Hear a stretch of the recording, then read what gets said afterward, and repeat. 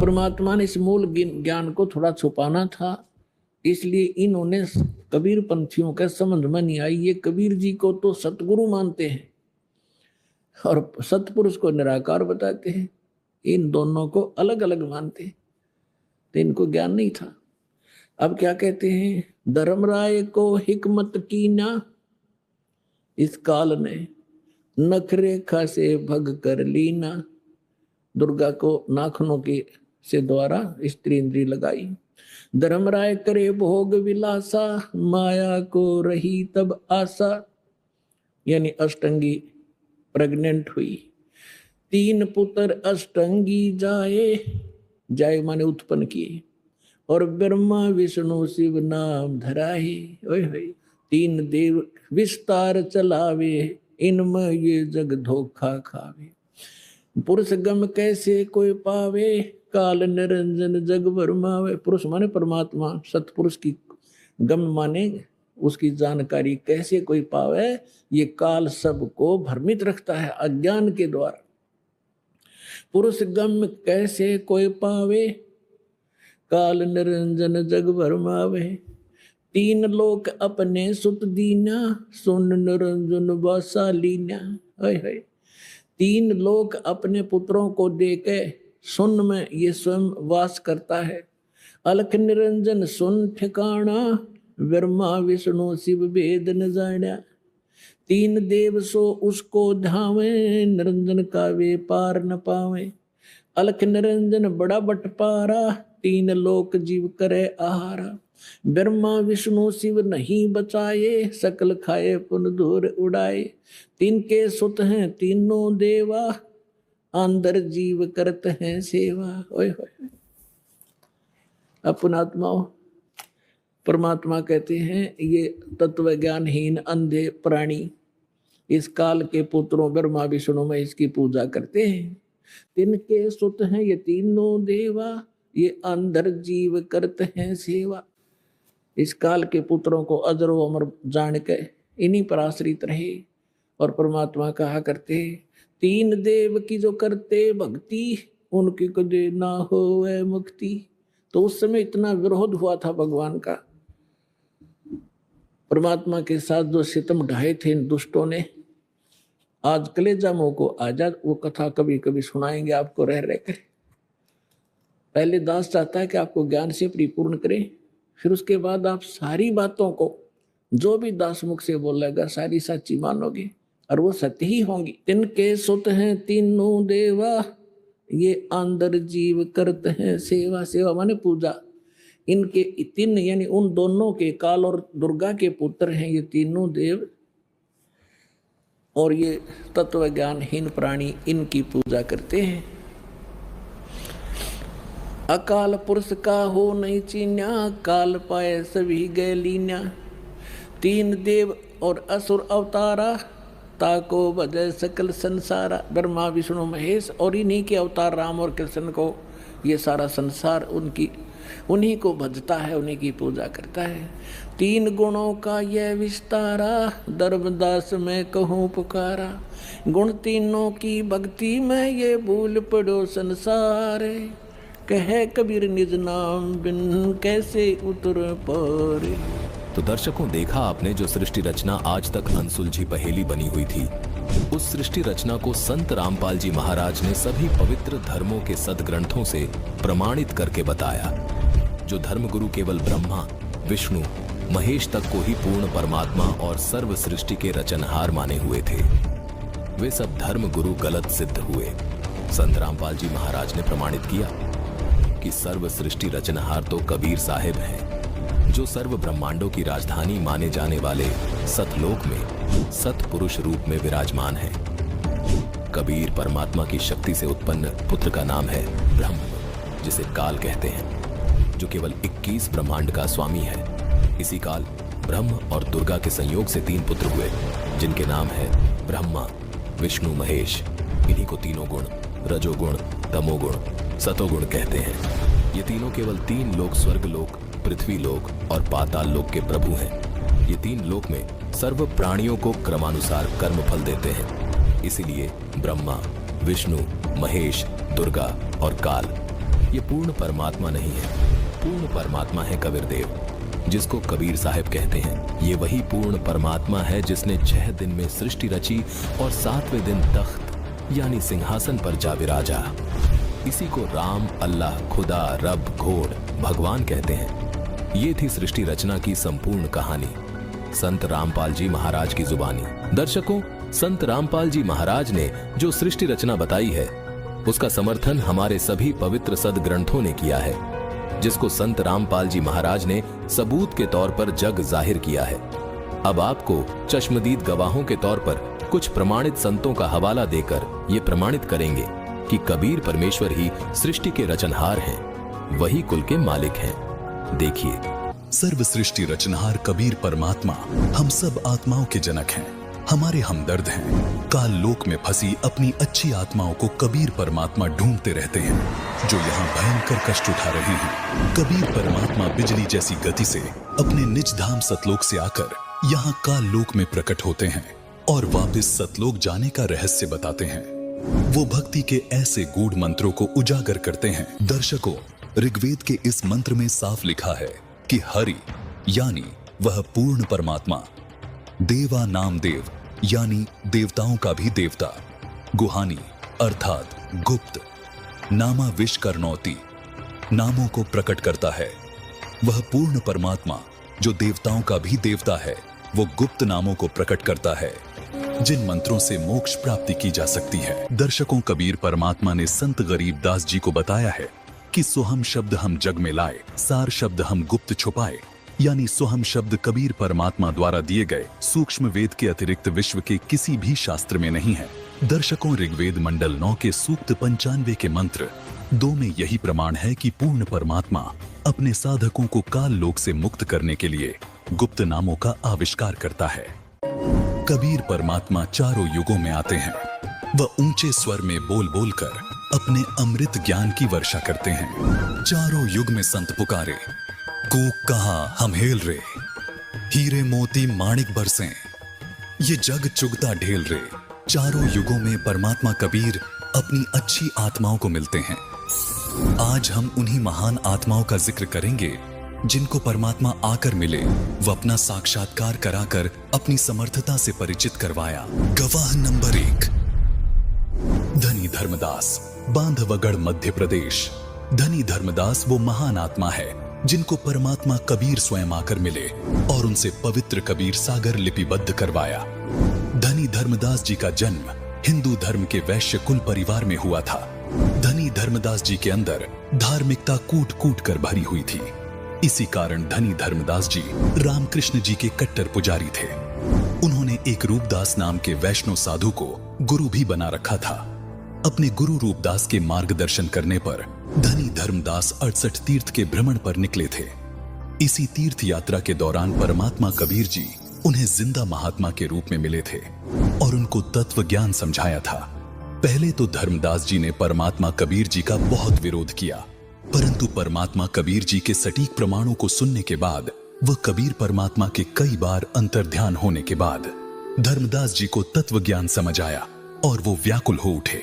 इसके बाद धर्मदास जी के बहुत विनय करने पर परमात्मा कबीर जी ने उन्हें अपना निजधाम सतलोक दिखाया। वह अपनी संपूर्ण जानकारी दी।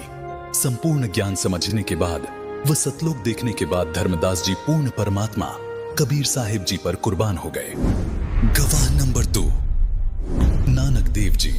सिख धर्म के प्रवर्तक गुरु नानक देव जी का जन्म सन 1469 वर्तमान पाकिस्तान के पंजाब प्रांत तलवंडी भाई नामक जगह पर एक हिंदू परिवार में हुआ।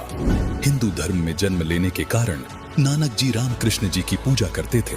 वह एक पंडित ब्रिजलाल पांडे से गीता भी पढ़ते थे। एक दिन परमात्मा कबीर जी नानक देव जी को बेई नदी पर मिले और उन्हें वास्तविक ज्ञान समझाया। उनको सतलोक दिखाकर अपना गवाह बनाया। परमात्मा कबीर जी से परिचित होने के बाद नानक देव जी ने परमात्मा कबीर जी की समर्थता व महिमा का गुणगान अपनी वाणियों में किया है। नानक जी ने अपनी वाणी में कहा है, तेरा एक नाम तारे संसार, मैं इहो आस एहो आधार, नानक नीच कह विचार, धानक रूप रहा करतार।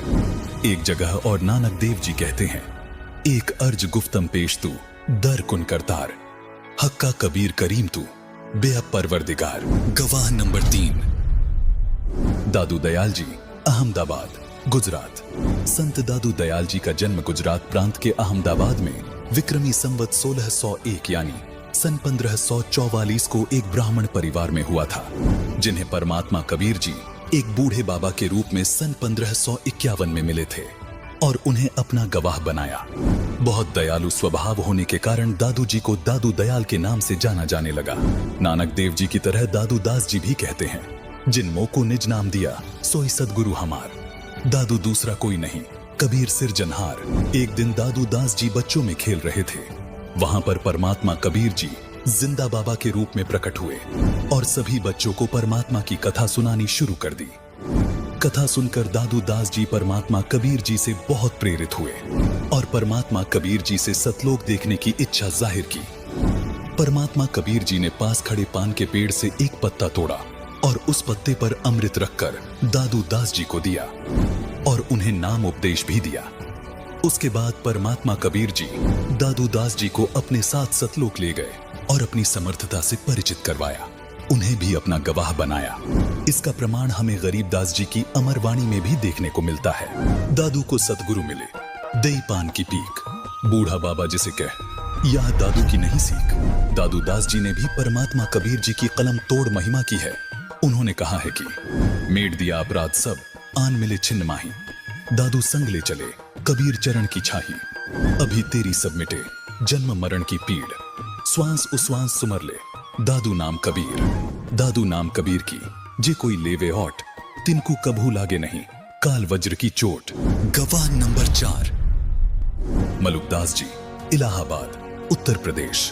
संत मलुकदास जी का जन्म कड़ा, जिला इलाहाबाद, उत्तर प्रदेश के कक्कड़ खत्री अरोड़ा परिवार में हुआ था, जो किसानों का एक बहुत अमीर परिवार था।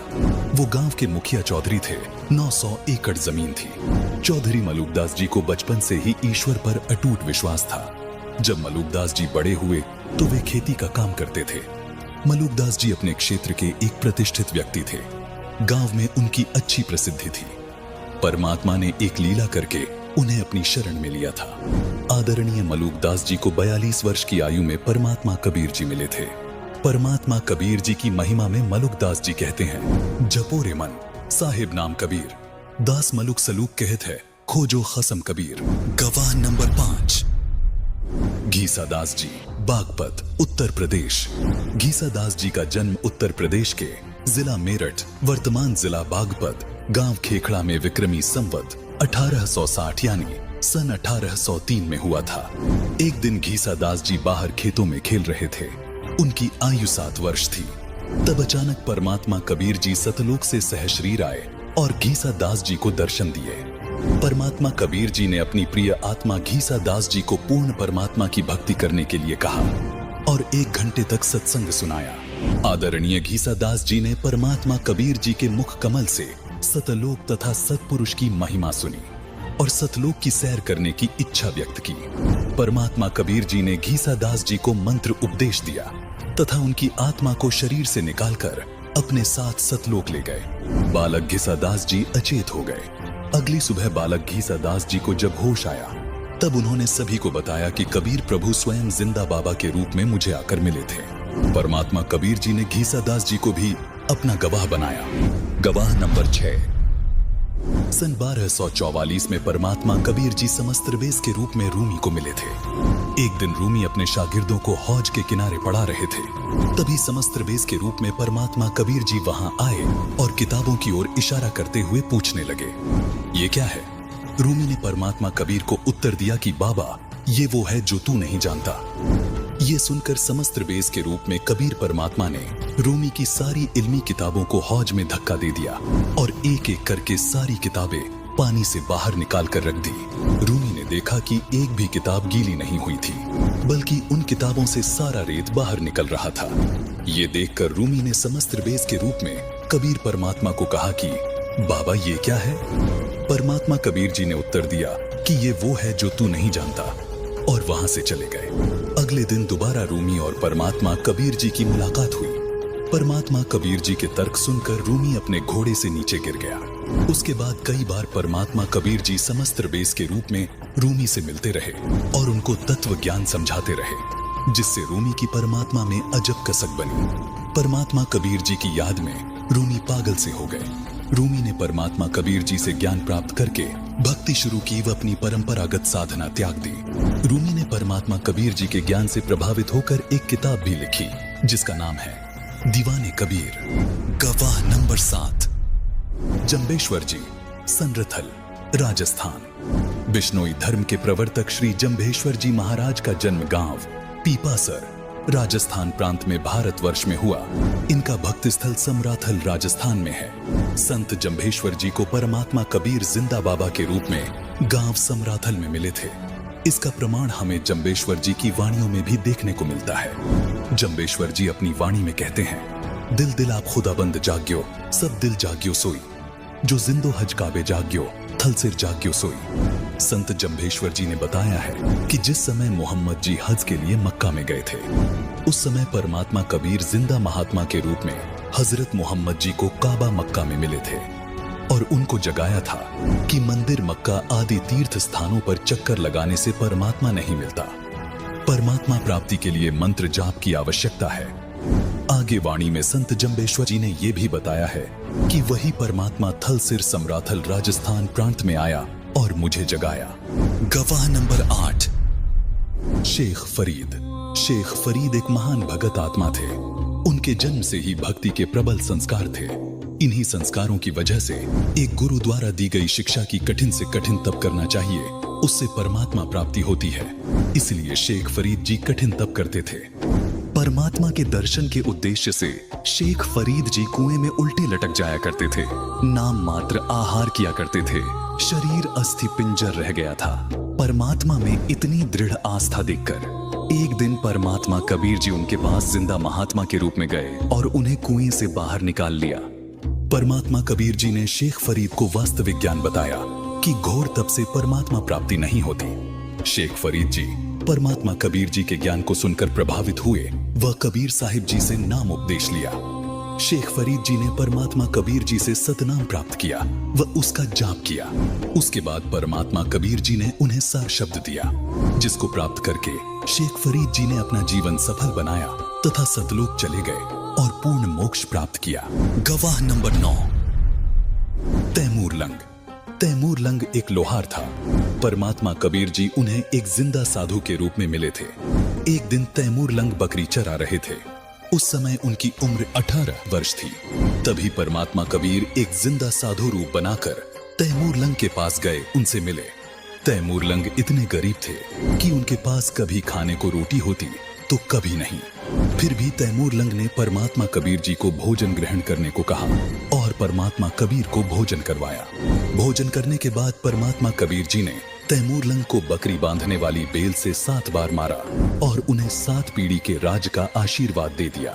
इसी कारण परमात्मा कबीर के आशीर्वाद से धीरे धीरे तैमूर लंग ने इराक, ईरान, तुर्किस्तान पर कब्जा कर लिया। फिर भारत पर भी अपना शासन जमा लिया। दिल्ली के राजा ने तैमूर लंग की पराधीनता, गुलामी स्वीकार नहीं की। तैमूर लंग ने उसे भी मार भगाया। बाबर तैमूर लंग का तीसरा पोता था। उसके बाद औरंगजेब तक तैमूर लंग के वंशजों ने दिल्ली पर शासन किया। औरंगजेब के बाद तैमूर लंग का राज्य टुकड़ों में बंट गया। इसका प्रमाण हमें गरीबदास जी की वाणी में भी देखने को मिलता है। गरीबदास जी अपनी वाणी में कहते हैं, रोटी तैमूर लंग को दिन ही ताते 7 बादशाही लिन्ही। एक दिन तैमूर लंग शिकार पर गया था, वर्द हो गया था। परमात्मा कबीर जी दोबारा उसी जिंदा साधु का वेश बनाकर तैमूर लंग से मिले। उसको समझाया कि भक्ति कर राजा, नहीं तो नरक में गिरेगा। भूल गया वो दिन जब एक ही रोटी थी घर पर। उसी समय तैमूर लंग परमात्मा कबीर जी के चरणों में गिर गया, दीक्षा ली, राज्य पुत्र को दे दिया। 10 वर्ष और जीवित रहा व परमात्मा कबीर जी द्वारा बताई भक्ति की। गवाह नंबर 10, हजरत मूसा जी। हजरत मूसा जी यहूदी धर्म के व्यवस्थापक के रूप में जाने जाते हैं। काल ब्रह्म ने उन्हें ज्ञान बताया तथा पाक पुस्तक तौरत नाजिल की। उसी आधार से उन्होंने अपने आप को सबसे ज्यादा इल्म वाला मान लिया। इसी कारण जब एक दिन हजरत मूसा सत्संग फरमा रहे थे तो उनसे एक सत्संगी ने पूछा कि हे मूसा, आज के दिन जमीन पर सबसे ज्यादा इल्म रखने वाला शख्स कौन है? हजरत मूसा ने बड़े गर्व से उत्तर दिया, मैं काल ब्रह्म को मूसा का ये अंदाज बिल्कुल पसंद न आया और कहा कि मूसा, तेरी यह बात सुनकर मुझे बहुत दुख हुआ। दर्शकों, पवित्र बाइबल में 3 पुस्तकों का समावेश है। तौरत, जबूर और इंजील का संग्रह है पवित्र बाइबल। पवित्र कुरान शरीफ और पवित्र बाइबल का ज्ञान देने वाला यही अल्लाह है। कुरान शरीफ ज्ञानदाता, सूरह काफ 18 आयत 60 से 82 में हजरत मूसा जी को कह रहा है कि अल खिज्र के सामने तुम्हारा ज्ञान कुछ भी नहीं है। दर्शकों, ये अल खिज्र कोई और नहीं, खुद कबीर देव अथवा कबीर परमात्मा थे। दर्शकों, यदि कुरान शरीफ और बाइबल के ज्ञानदाता को संपूर्ण ज्ञान होता तो एक आयत में ये भी लिख देते कि मेरा ज्ञान संपूर्ण है। बजाय इसके बाइबल और कुरान शरीफ ज्ञानदाता ने मूसा जी को नसीहत दी कि यदि तुम्हें संपूर्ण ज्ञान प्राप्त करना है तो अल खिज्र से प्राप्त करो।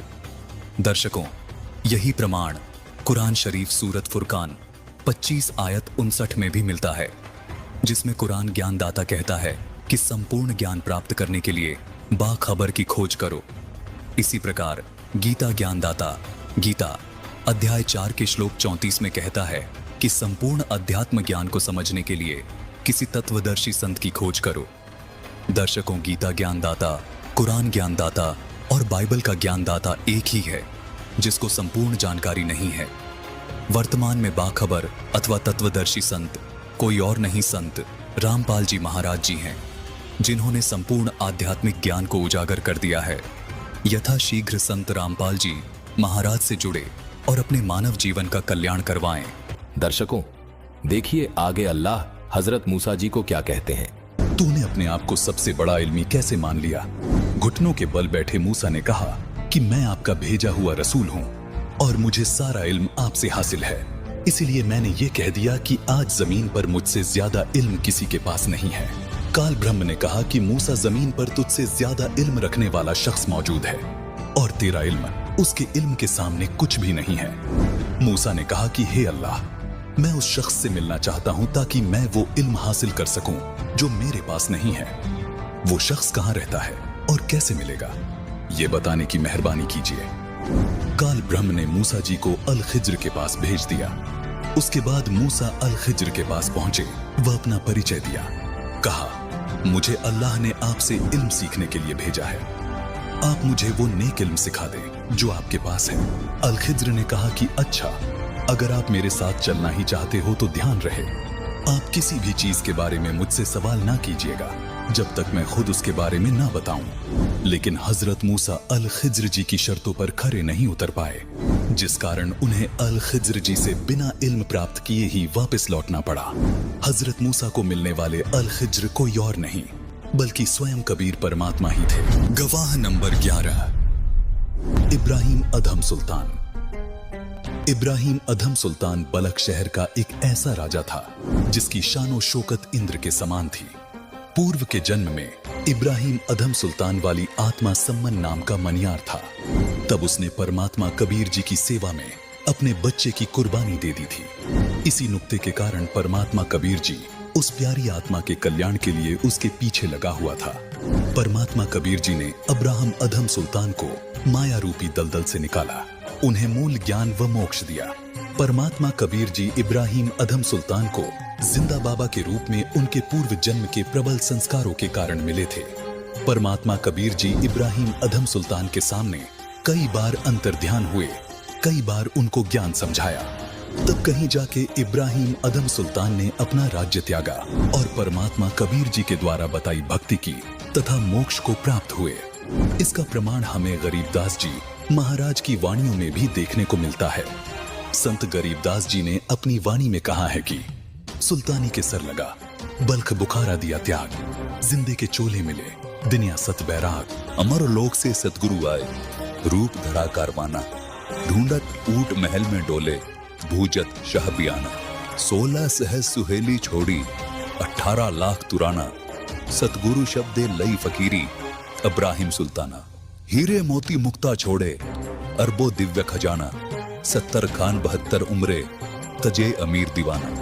जड़त गयंत इंद्र की न्याय, सूरज अरथ छिपाना, सेना संग रल दल बादल, गरद जात आसमाना।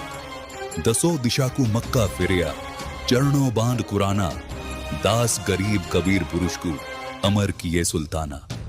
अब आपको दिखाते हैं कि संत गरीबदास जी महाराज को कबीर परमात्मा कैसे मिले। गरीबदास जी महाराज, गांव छुड़ानी, जिला झज्जर, हरियाणा। गरीबदास जी महाराज, गांव छुड़ानी, जिला झज्जर, हरियाणा। गरीबदास जी महाराज का जन्म सन 1717 वर्तमान हरियाणा प्रदेश के जिला झज्जर के गांव छुड़ानी में हुआ। गरीबदास जी जाट किसान परिवार में जन्मे थे। एक दिन गरीबदास जी अन्य ग्वालों के साथ गाय चराने अपने खेतों में गए थे।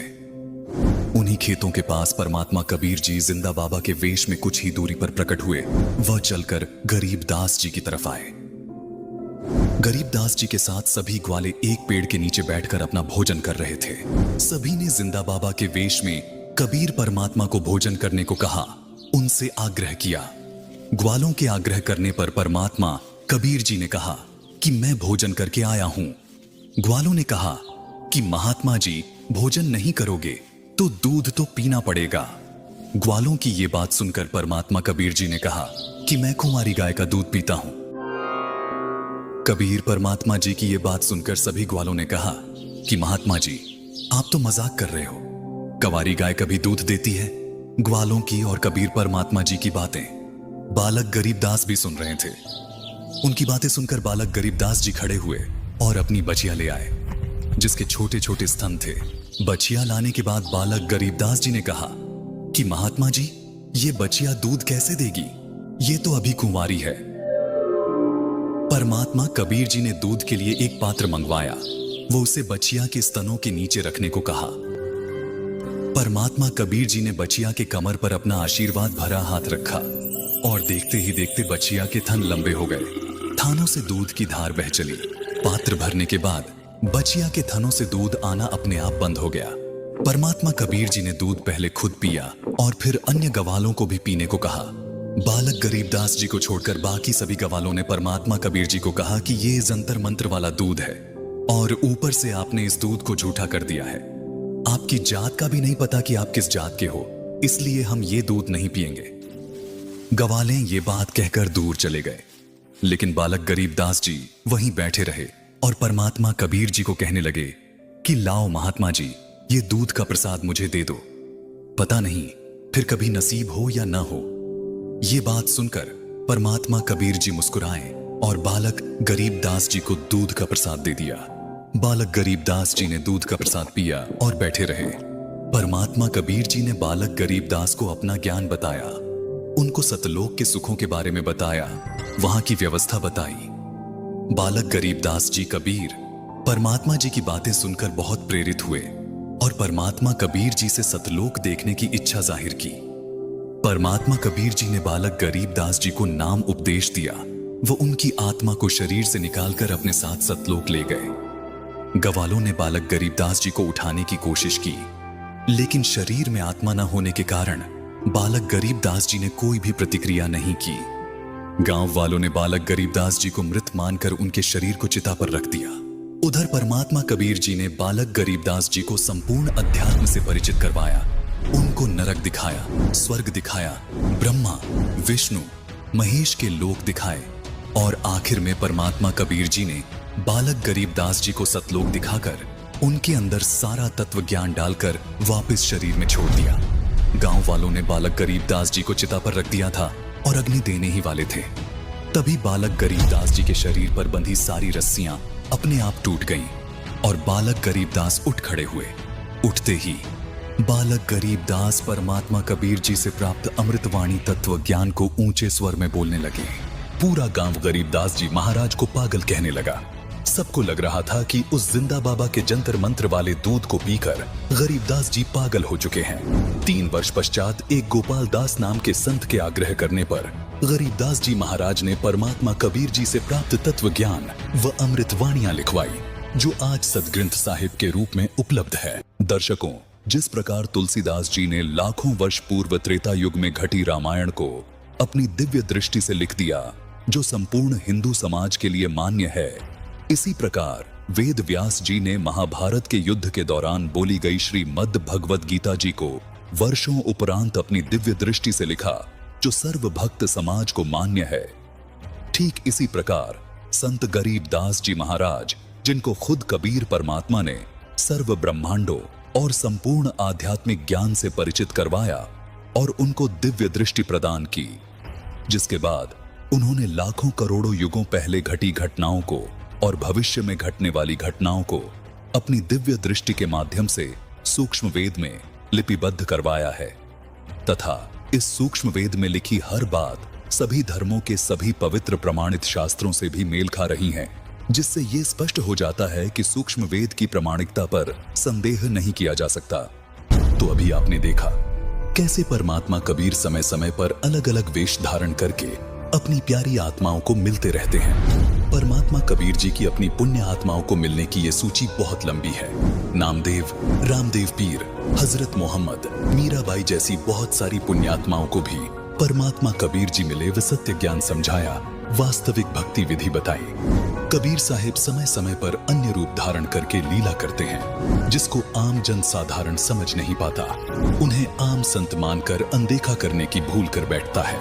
वैसे ही आज कबीर परमात्मा संत रामपाल जी महाराज के रूप में लीला कर रहे हैं। तमाम महापुरुषों ने कबीर परमात्मा की महिमा का वर्णन किया है, लेकिन जितने सरल, साधारण और प्रामाणिकता के साथ संत रामपाल जी महाराज ने कबीर साहिब जी को पूर्ण परमात्मा साबित किया है, ऐसा सिर्फ खुद परमात्मा कबीर ही कर सकते हैं। इस महिला श्रद्धालु ने यही सृष्टि रचना की वीडियो देखी और उपस्थित सभी श्रद्धालुओं को तथा उपस्थित बाबा को भी इसी सृष्टि रचना से प्रमाण दिखाए। इसी सृष्टि रचना के आधार पर ये महिला श्रद्धालु कह रही है कि सृष्टि की रचना परमात्मा ने की, जिनका नाम है कबीर।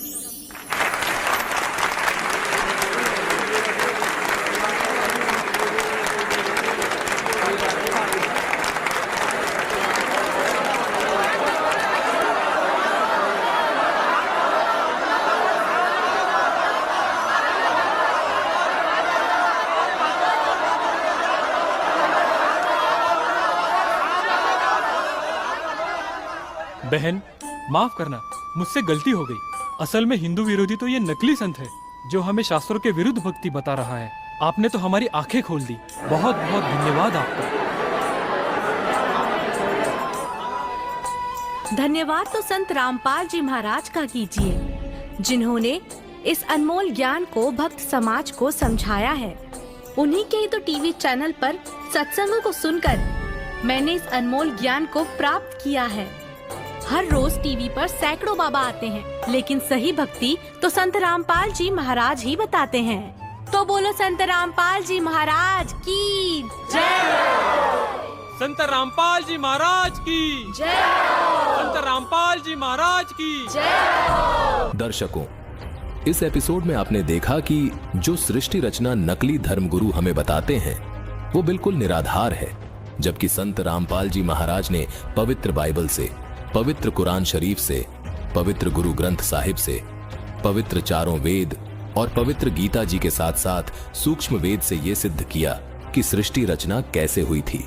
संत रामपाल जी महाराज के द्वारा बताई गई सृष्टि रचना बिल्कुल सत्य और सनातन है, क्योंकि इसका प्रमाण हमें हमारे धर्म ग्रंथों में मिलता है। संत रामपाल जी महाराज ने दर्शकों, दुनिया के जाने माने हॉलीवुड एक्टर तथा डायरेक्टर मॉर्गन फ्रीमैन के सवालों के जवाब पूरी दुनिया में संत रामपाल जी महाराज के अलावा किसी भी धर्म गुरु के पास नहीं थे। संत रामपाल जी महाराज ने सृष्टि रचना कब हुई, कैसे हुई, किसने की, इन सभी सवालों के जवाब प्रमाण सहित देकर दुनिया के हर उस श्रद्धालु की शंका का समाधान कर दिया जो आज तक अनसुलझी पहेली बने हुए थे। संपूर्ण भक्त समाज संत रामपाल जी महाराज का इस अद्भुत और गूढ़ ज्ञान प्रदान करने के लिए हमेशा उनका आभारी रहेगा।